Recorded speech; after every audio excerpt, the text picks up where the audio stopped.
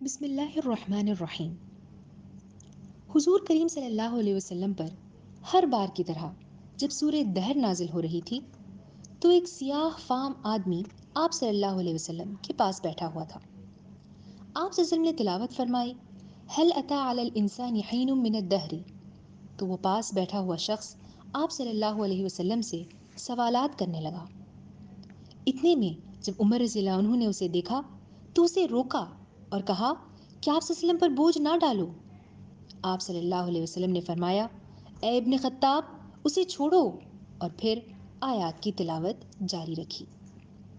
جیسے ہی آپ صلی اللہ علیہ وسلم اس سورے کی ان آیات پر پہنچے جہاں جنت کے حالات کا تذکرہ ہے تو اس شخص نے ایک دم سے چیخ ماری جس سے اس کی روح نکل گئی اور وہ اللہ کو پیارا ہو گیا۔ آپ صلی اللہ علیہ وسلم نے فرمایا صحابہ کرام سے کہ تمہارے بھائی کی روح جنت کے شوق نے نکالی ہے۔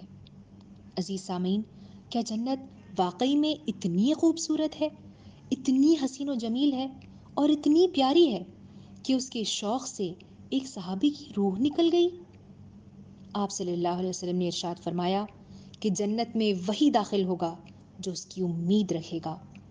اسی امید، اسی خواہش اور اسی چاہ کو جگانے آئیے قرآن و حدیث کی روشنی میں ہم جنت کی سیر کریں۔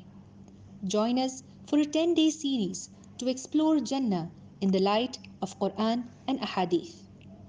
Join us for Jannah, a walkthrough. آؤ جنت کی سیر کریں۔